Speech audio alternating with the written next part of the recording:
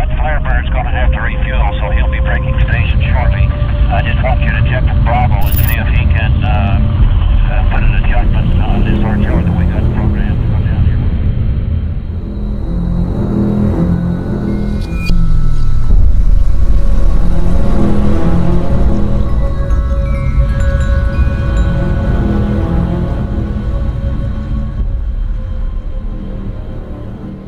Ayon sa kasaysayan, noong 1945, kung saan malapit nang magtapos ang World War II, ay nagdesisyong magtago itong si Adolf Hitler dahil alam niyang matatalo na ang kanyang grupo. Siya ay pumunta sa Berlin sa kanilang opisina at under sa opisinang iyon, mga 55 feet ang lalim, ay mayroong isang taguan or bunker kung saan meron itong 18 rooms. Malamang sa mga panahon na iyon ay na-realize na nitong si Hitler na malapit na ang kanyang katapusan. Dahil kung matatalo ang kanyang grupo, siguradong may nakaabang na matinding parusa para sa kanya. At siya ay pumunta nga po sa napakalalim na underground at doon ay nagnilay-nilay at somehow siguro ay nagsisi ang taong ito patungkol sa kanyang ginawang kasalanan. Under kasi sa kanyang pamumuno ay halos 15 million to 30 million na tao ang pumanaw. Yes, napakaraming tao po noon ha. At habang nagtatago nga itong si Hitler sa kanyang bunker, ay mayroon po itong ginawang kakaiba at napaka-misteryoso. Una, siya ay nagsulat ng kanyang last will and testament at nag-appoint ng ilang mga tao para sa isang mataas na posisyon. Pangalawa, pinakasalan niya ang kanyang iniibig na si Eva Braun. At ang pinakamalupit at pinakamatindi sa lahat, pagkatapos ng kasal, ilang araw lamang, binawian nilang dalawa ang kanilang buhay sa pamamagitan ng pag-inom ng lason at si Hitler, binaril niya mismo ang kanyang sarili. Yun ang nakasulat sa kasaysayan. At yung kanilang katawan nga po ay sinunog doon malapit sa kanilang pinagtataguan. Actually, itong si Eva Braun ay hindi talaga tunay na asawa, kundi kabit lamang, isa sa mga kabit nitong si Hitler na pinakasalan niya. Noong araw na yun na mangyari ang insidente, April 13, 1945, ay hinahunting etong si Hitler ng mga sundalo ng Soviet Union. Kinalaban kasi ni Hitler si Joseph Stalin na leader ng Soviet. Ang katotohanan po niyan ayon sa facinghistory.org, noong 1939 to 1941 ay allies etong Soviet Union at Nazi. Ibig sabihin, magkakampi etong si Adolf Hitler at saka si Joseph Stalin. At dahil sa hindi pagkakaunawaan, sila ay naghiwalay ng landas at naging magkalaban. So eto po yung mga magkalaban noong World War II.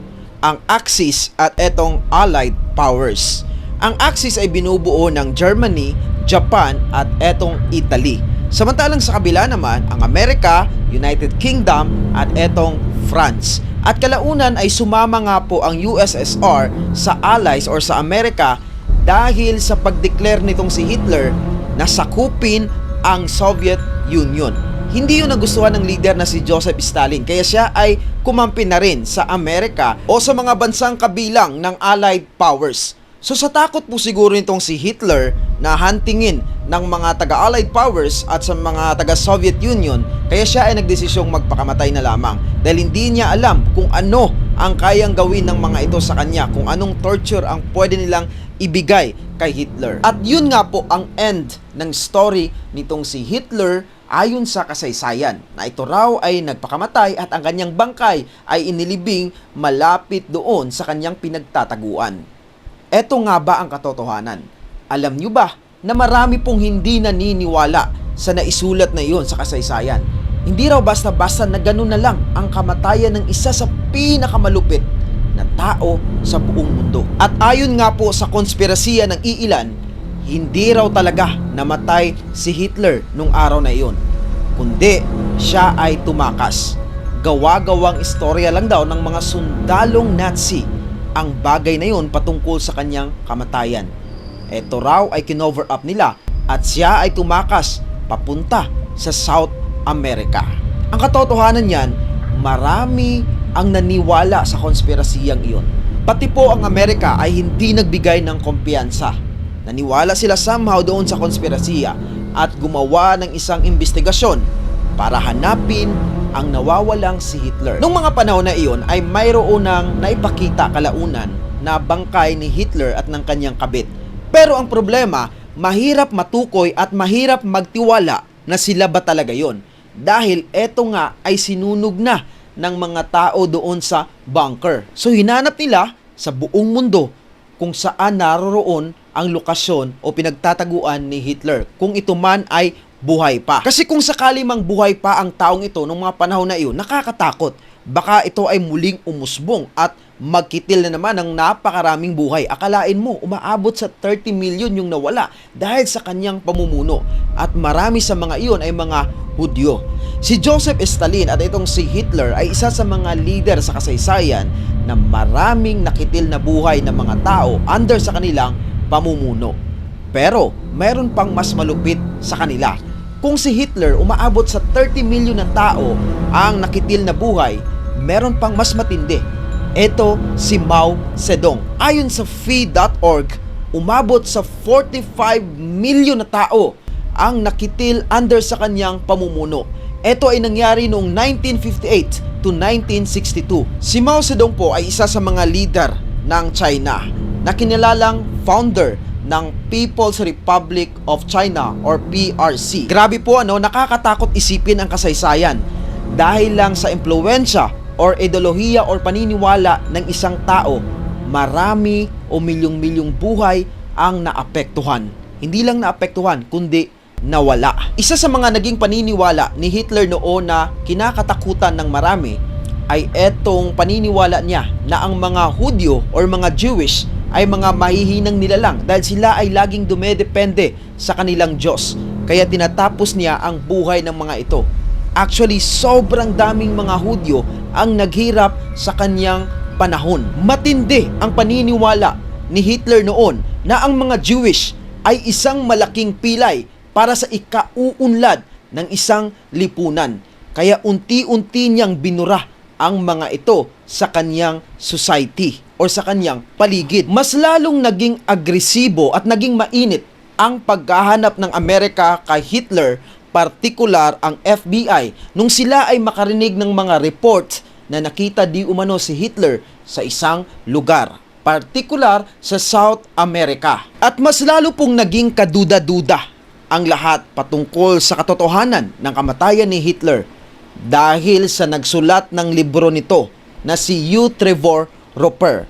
Isinulat niya ang librong The Last Days of Hitler at yun po yung account patungkol sa di umano'y kamatayan ng naturang leader. Kumbaga, ang libro na ito ay siyang pinagkakatiwalaan ng napakaraming historians patungkol sa impormasyon ng kamatayan nitong si Hitler. Kumbaga, para sa kanila, ito na yung pinakamalapit sa katotohanan or ito mismo ang katotohanan.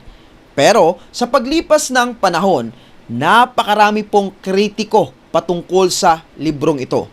Unang kritik, hindi raw nakakaintindi ng German ang nagsulat ng naturang libro.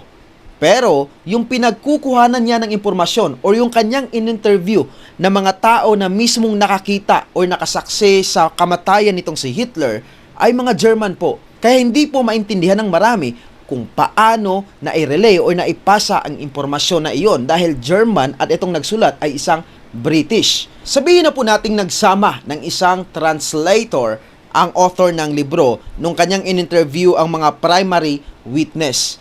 Pero alam naman nating magkakaroon talaga ng problema sa pagpasa ng impormasyon kapag mayroon ng translator. Kumbaga, naiiba na yung ibang mga detalye. Pangalawa po, umabot lamang ng 10 days na pananaliksik patungkol sa impormasyon ng kamatayan nitong si Hitler. Para sa kanila, napakaikli ng 10 days para maisulat ang isang libro na naglalaman ng katotohanan patungkol sa last days ng napakalupit na leader. So nung mga panahon na iyon, 1945, ay naibalita na sa buong mundo na pumanaw na nga si Hitler. Pero mayroong isang leader ang hindi naniniwala. At ito ang pinakamakapangyarihang leader ng Soviet Union na si Joseph Stalin. Naniniwala siya na nagtatago lamang si Hitler marahil ay upang takasan ang kanyang mga responsibilidad at ang dapat panagutan. At sa paglipas ng panahon, napakarami pang samot-saring mga konspirasiya ang lumabas. Isa nga sa mga ito ay di umano nung araw na hinanap ng mga Soviet soldier etong si Hitler ay tumakas raw ito papunta sa Argentina sakay ang isang submarine. At kalaunan pumunta sa Antarctica para doon na tuluyang magtago upang mahirap na matuntun ng mga tao. At gumawa raw ito ng basement doon sa Antarctica na sa kasalukuyan ay unti-unti pong nadidiskubre ng mga manggagalugad or manlalakbay. Pero kalaunan ay natapos rin po ang paniniwala ng iilan sa mga konspirasiyang ito dahil sa isang pag-aaral na inilabas kung saan kinuha ng ilang mga scientist ang record ng mga ngipin nitong si Hitler mula sa kanyang dentist. At ang mga record na yon ay tumugma doon sa nakitang sunog na bangkay sa kanyang taguan sa Berlin noong 1945, kung saan sinasabi ngang kumpirmadong si Hitler nga yung nakitang bangkay doon at kumpirmado ring eto ay nagpakamatay. Kahit na marami nang inilabas na pag-aaral na kumpirmado ngang namatay si Hitler nung araw na iyon, marami pa rin ang naniniwala sa mga konspirasiya. Kung kayo naman po ang tatanungin mga kababayan, naniniwala ba kayo sa naturang konspirasiya na nakatakas nga si Hitler o ito talaga ay nagpakamatay? Please comment down below. Maraming salamat po sa patuloy na pagsubaybay. Ako po si Evad PUP. Mabuhay ang bansang Pilipinas. Peace out! Who?